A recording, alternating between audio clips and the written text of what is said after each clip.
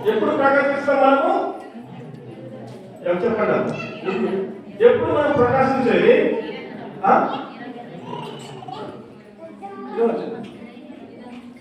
చెప్పండి, ఏం కాదు, నాకు రైట్ చేసుకుంటా. మీరు ఏం చెప్తున్నా?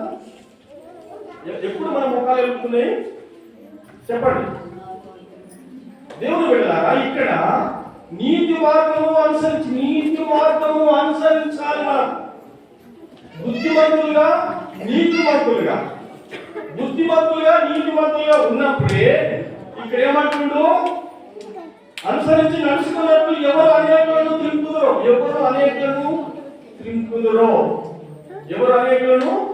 ఎక్కడికి దింపాలి? దింపాలమ్మా. బుద్ధిమంతులైతే ఆకాశ మండలంలో జ్యోతులను పోలిన వారే ఉంటారు. నీతి మార్గాన్ని అనుసరించి ఏమంది?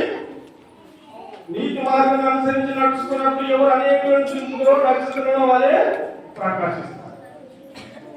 ఎవరు అంటే మన ముఖంలో ప్రకాశవంతమైన వెలుగు ఎప్పుడు ఉంటుందంటే బుద్ధిమంతులుగా నీతిమంతులుగా భక్తిపరులుగా ఉన్నప్పుడు మన ముఖములు ప్రకాశిస్తాయి. మన ముఖంలో ఆనందం ఉంటుంది, మన ముఖంలో సంతోషం ఉంటుంది. కానీ ఇంకో మాట ఏంటంటే ఎవరు అనేకులను తిరుగుతారో వారి ముఖంలో వెలుగుతుంది. ఈరోజు మీకు ఒక మాటని అడుగుతున్నాను, ఎవరైనా ప్రభుత్వం నడిపించిన వారు అవుతున్నారా? ఇక్కడ వాక్యం చెబుతున్నది అనేకులను తిరుగుతారో, ఎవరు అనేకులను ప్రభు యొద్దకు నడిపిస్తారో వారి పాపం నుంచి కానీ, వారి శాపం నుంచి కానీ, వారి లోకమైన బంధకాల నుంచి కానీ, దురాత్మ శక్తుల నుంచి కానీ, మంత్ర శక్తుల నుంచి కానీ, వారి కాయకాల వేట నుండి కానీ, వారి కట్ల నుంచి కానీ తెలిపి ప్రభుత్వకు నడిపిస్తున్న వారు ఎవరైతే ఉన్నారో, ఎవరైతే రక్షణ సువార్తను అందిస్తున్నారో, నిజమైన దేవుని గురించి చెప్తున్నారో, నేను బాగుపడ్డా, నా కుటుంబం బాగుపడ్డది, మా జీవితాలు మంచుకున్నాయి, మీ జీవితాలు బాగుపడాలి అని ప్రతి దినము అపోస్తలుడైన పౌలు ఏమన్నాడు? అపోస్తలుడైన పౌలు ఏమన్నాడు? నేను సువార్తమానం అందించకపోతే ఏం చేయాలన్నాడు? నేను సువార్తమానం అందించకపోతే భోజనము చెయ్యాలన్నాడు. కానీ మనకు ఒక ఆశ ఉన్నదా? నేను అడుగుతున్నాను మీకు, ఈ రోజుల్లో మనం చేరుతున్నామా? మనకు అక్కడ లెక్క ఏమడుగుతుంది చెప్పండమ్మా. నాకు ఒక ఆన్సర్ ఇవ్వండి. దేవుడి రాజ్యం సరిపోయిన తర్వాత దేవుడి రాజ్యం పోతావు, దేవుడు నిన్ను లెక్క అడిగిన తర్వాత ఏం లెక్క చెప్తావు చెప్పండి? ఏం లెక్క నేను ఏమడుగుతావు చెప్పండి? నాకు ఆన్సర్ ఇవ్వండి. దేవుడి రాజ్యం అయిన తర్వాత బంగారం ఎంత సంపాదించినావు, ఎండ ఎంత సంపాదించినావు, ఎన్ని కమ్మలు పెట్టినావు, ఎన్ని ముక్కు పుల్లలు పెట్టినావు, ఎన్ని పేర్లు, ఎన్ని సైన్ చేసుకున్నావు,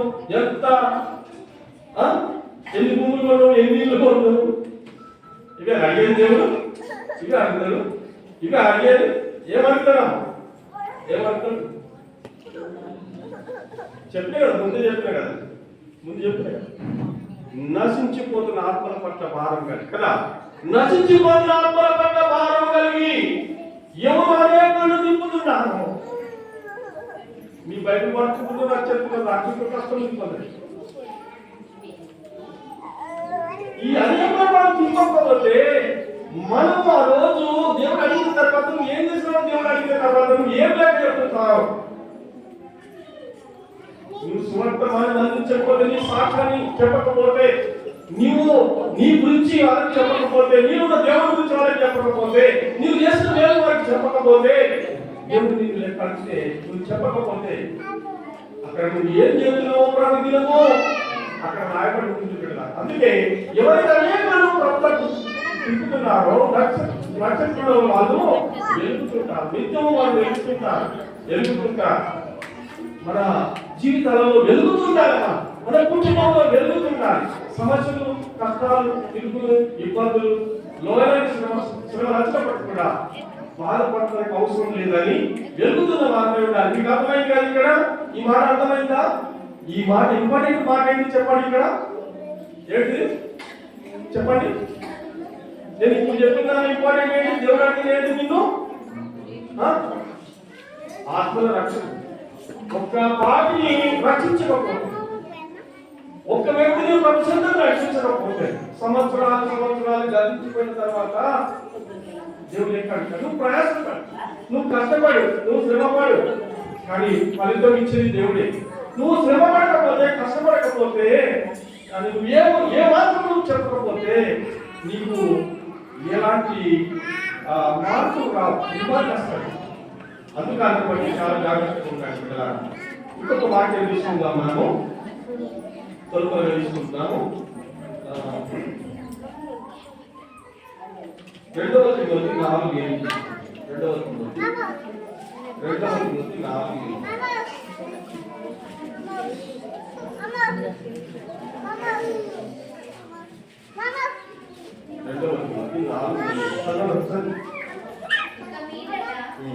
నా కొరకు నీతి కిరీటం ఉంచబడి ఉన్నది. ఆ దినమందు నీతి గల న్యాయవతి అయిన ప్రభువు అది నాకు మాత్రమే కాకుండా తన ప్రత్యక్షతను అపేక్షించు వారికి అందరికీ అనుగ్రహించును. ఆమేన్, హల్లెలూయా. చాలా సుఖంగా ఉండాలి, చాలా సుఖంగా ఉండాలి. కనుక ఏ దినము మనకు తెలిసి రాలేదు, కానీ ప్రతిదినము మనం సుఖంగా ఉండాలి. కనుక దేవుడు అందరికీ కూడా జాగ్రత్త కలిగి ఉండాలి. ఇక మీదట నా కొరకు నీతి ప్రకటించబడింది. ఆ దినమందు నీతి గల న్యాయాధిపతి ప్రభు అది నాకు మాత్రమే కాకుండా తన ప్రత్యక్షతను అపరిచించు వారికి అందరికీ అనుగ్రహించును. ఇక్కడ ఎవరికి ఇస్తున్నాము నీతి కిరీటము? ఎవరికి ఇవ్వబోతున్నాడు దేవుడు? ఎవరికి ఇవ్వబోతున్నామా నీతి కిరీటము? ఎవరికి ఇస్తాడు నీతి కిరీటము?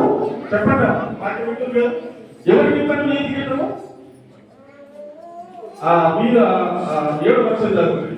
7వ వచనం అదే మీద మంచి పోరాటం పోరాడితిని, నా పరుగు కడముట్టించితిని, విశ్వాసము కాపాడుకొంటిని. మంచి పోరాటము పోరాడి తిని, నా పరుగు కడముట్టించి తిని, విశ్వాసం కాపాడుకొంటిని. మరొకసారి హల్లెలూయా చెప్తున్నాము. హల్లెలూయా. అపొస్తలుడైన పౌలు జీవితంలో ఏమంటుండు ఆయన? మంచి పోరాటము పోరాడి తిని, నా పరుగు కడముట్టించి తిని. మంచి పోరాటము పోరాడి తిని, నా పరుగు కడముట్టించి తిని. నేను ఎంత పోరాడను అంత పోరాడినాను, ఎంత సువర్తమానం అందించాను అంత సువర్తమానం అందించాను. ఎందుకంటే ఎన్ని దేశాలు మార్చుతో తెలుసా మీకు? అపొస్తలుడైన పౌలు దేశాలనే మార్చు. ఇప్పుడు మనం అగ్ర దేశాలు అనే దేశాలన్నీ కూడా మార్చబడేటంటే ఈ మహాభక్తుల ద్వారానే, 12 మంది అపొస్తలుల ద్వారానే, అపొస్తలుల పౌలు ద్వారానే దేశాలు మార్చబడి, రాజులు మార్చబడి, దేవుని రక్షణను కలిసి ఈ రోజు దేవుని యొక్క దేశాలుగా మార్చబడి దేవుని కొరకు జీవిస్తున్నటువంటి దేశాలు వస్తున్నాయి. ఈరోజు కుటుంబాలు మార్చబడి ప్రభుత్వం జీవిస్తున్న కుటుంబాలుగా మనం ఉండాలి. మంచి పోరాటంలో పోరాడి తిని, నా పరుగు దూరముట్టించుకుంటుని. నా పరుగు నేను ఎక్కడికి ఎంత దూరం వెళ్ళాలో అంత దూరం నేను ఎక్కినాను. ఎంత దూరం నేను కష్టపడ్డాను. రాజులను సైతం ఎదిరించాను, సత్యాన్ని బోధించాను. కనుక ఎవరికి నేను భయపడను, నా దేవునికే భయపడతానని సాక్షాత్తంగా బోధించిన బోధలో నిజ సత్యం ఉంది కాబట్టి, ఆయన బోధన నిజ సత్యం ఉంది కాబట్టి అందరూ మార్చబడి ప్రభువునికి వచ్చారు. ఇంకా నా పరుగు తుదముట్టించి తిని, నా కొరకు నీతి కిరీటం ఉంచబడింది. దేవుడు అంటుడు, నా కొరకు నీతి కిరీటము ఉంచబడింది. నీతి కిరీటం నాకు ఇస్తాడా? కానీ నాకు మాత్రమే కాదు, మీకు కూడా కావాలి. ఎందరు కావాలి నీతి కిరీటం చెప్పండి? పరలోక రాజ్యంలో నీతి కిరీటం కావాలి. మనందరికీ నీతి కిరీటం కావాలి. మనం వెళ్ళినప్పుడు ఆ కిరీటం వైపు పెట్టినప్పుడు ఎదురు కలుగుతాయి. అపొస్తలుడైన పౌలు పోరాడిన పోరాటాన్ని బట్టి, చేసిన పరిచర్యను బట్టి, ఆయన ఉపవాసాలున్న కారణాన్ని బట్టి, ఆయన సముద్రంలో కొట్టుకుపోయిన కారణాలను బట్టి, చలికాలం కాకుండా, ఎండాకాలం కాకుండా, వర్షాకాలం కాకుండా, సమయం అనకుండా ఆయన చేసిన పరిస్థితులు దేవుడు తోడున్నాడు. ఈరోజు నీకు నాకు మనందరికీ తోడుండాలి. అందుకే మంచి పోరాటం నేను ఏమంటాడు? మంచి పోరాటం పోరాడి నా పరుగు కడము తీసుకుని, విశ్వాసము కాపాడు. విశ్వాసంలో తొట్టిలో లేదు, విశ్వాసంలో కాలేదు. ఈరోజు విశ్వాసంలో ఎవరు తొట్టిల్లకూడదు.